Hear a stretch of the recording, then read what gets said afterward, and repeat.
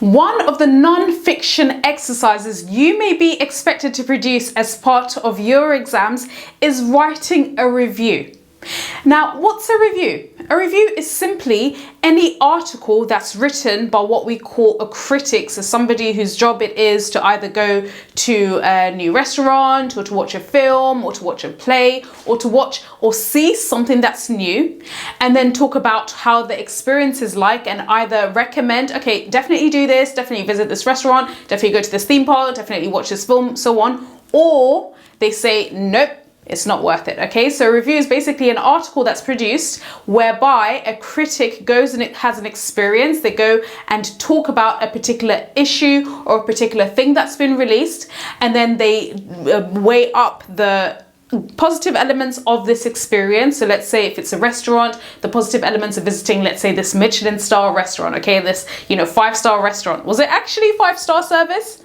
And also they talk about the negative aspects of it. Okay, even if maybe I received 5-star service in this Michelin restaurant, I felt the waiters were maybe a little bit less personal. I felt that the location was really far away. If you're based in one area, it's going to take you lots of time. But in all, and then the review will end by stating, in all, I think it's great to visit this Michelin star restaurant, or in all, I don't think it's worth visiting it. Don't go out of your way to visit it. And then usually it ends with telling you really specific information as to either this restaurant is located on 1 London Road, London, UK, or for instance, if it's a review about a film, usually these reviews are released just before the film, so the critics are given a pre-film viewing, for instance, or if it's a play,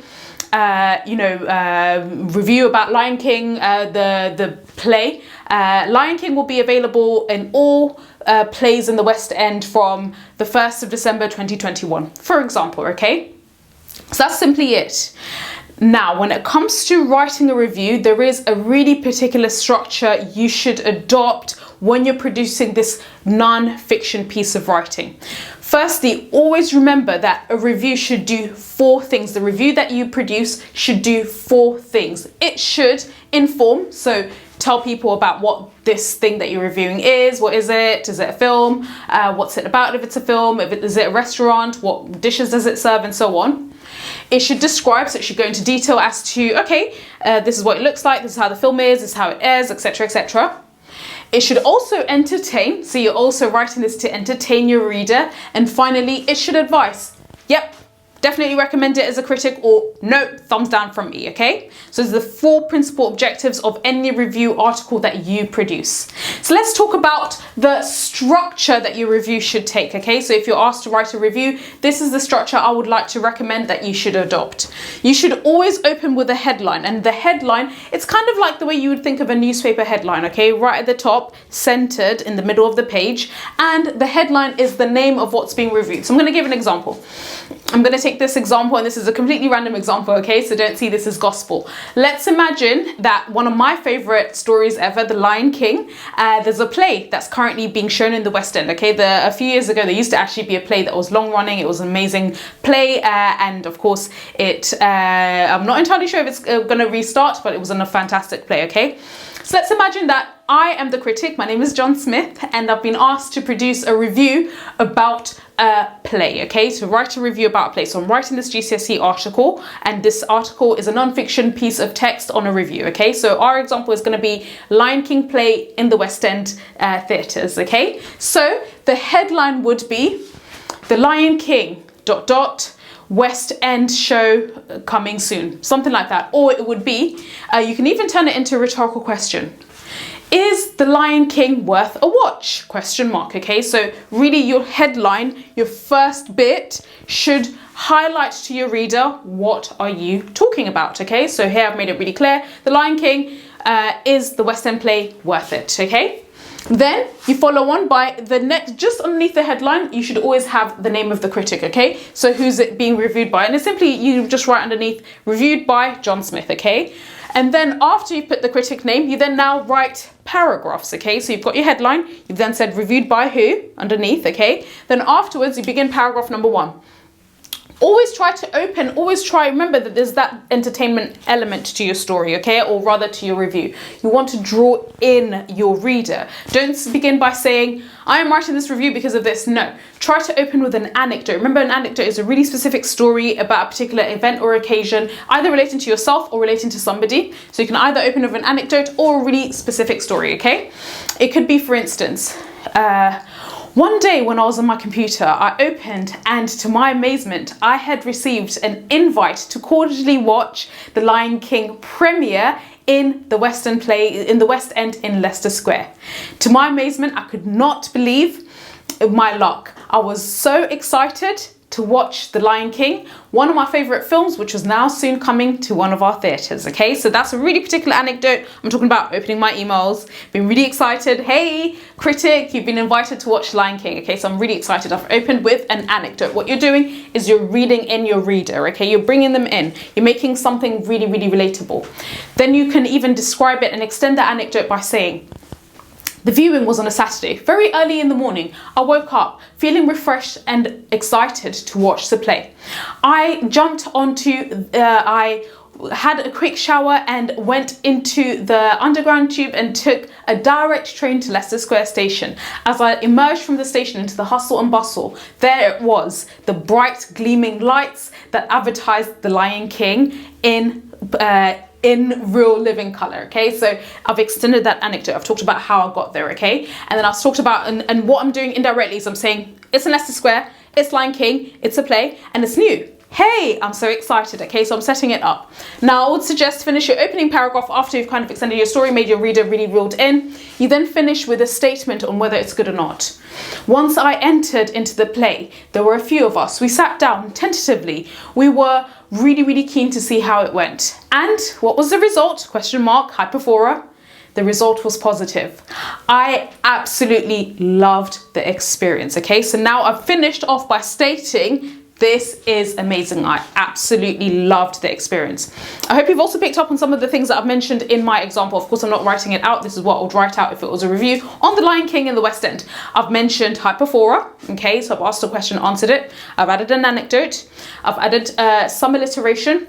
I've also used lots of vivid adjectives to talk about the morning, entering and emerging from the Leicester Square station to the bustle, okay? Maybe you can even add things like onomatopoeia. You can hear the beeping. Or even, for instance, if I was describing my experience, maybe later on as we go into the paragraphs talking about my experiences actually watching the play, okay? You want to include all of those elements. You still want to make your writing really, really powerful, captivating, okay? Then after you write your first paragraph, your second paragraph is you are meant, after you've opened and you've then stated, okay, yeah, no. So in my case, it's yes, definitely come and watch this play. Now, paragraph 2, summarize what your reviewing is about. Okay, so summarize what it is about and then say how you feel about experiencing it. So in this case, my second paragraph would be, the play is actually based on a story, The Lion King, which is about Prince of Pride Rock, whose father is murdered by his uncle, and he has to return in order to take the throne and rightfully rule Pride Rock.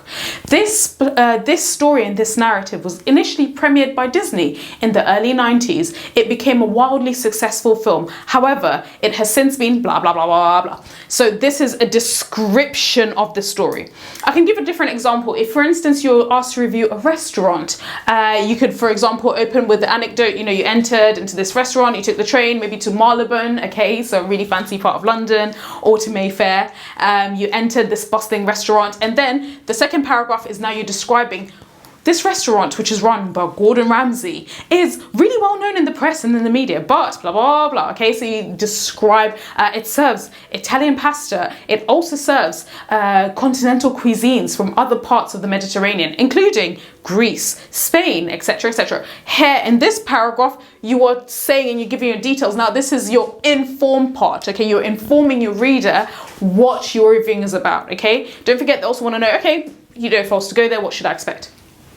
Then finish off this paragraph by saying how you feel about experiencing it. Again, it was an exhilarating experience. Or if it's a restaurant, the different flavors danced and pranced around in my mouth as I was eating and enjoying the flavors. Okay, for example, if you're fortunate enough to be invited as a critic to Gordon Ramsay's restaurants, of course you're probably going to enjoy the dishes. Okay, so that's the first and second paragraph. Then afterwards, follow on with the subheading, break up the text, and your subheading could and usually it hints at something. I would suggest use your subheading to highlight your conclusion. So in this case, it would be The Lion King, a win. Or for instance, The Lion King, worth a watch. Or you can come up with lots of different subheadings to highlight. So for instance, let's say you went to a play or you watched a film and you actually absolutely disliked it.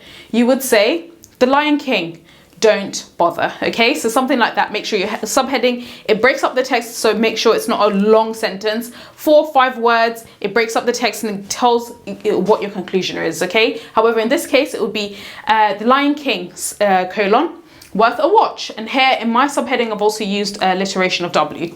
After your subheading, paragraphs 3 and 4, so you have 2 more paragraphs. I would suggest in these paragraphs talk about what you liked. So paragraph number 3, talk about what you liked. The fantastic thing I loved about The Lion King is it stuck to the original story.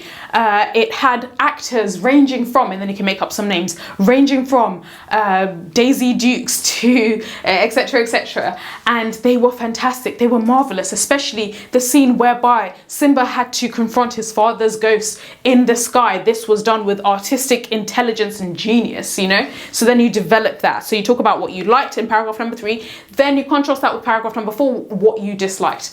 However, nothing can be exactly the same as the original. The Lion King original, which was produced as a Disney animation, really still trumps the West End production. It lacked blah blah blah blah. The seating was also very uncomfortable.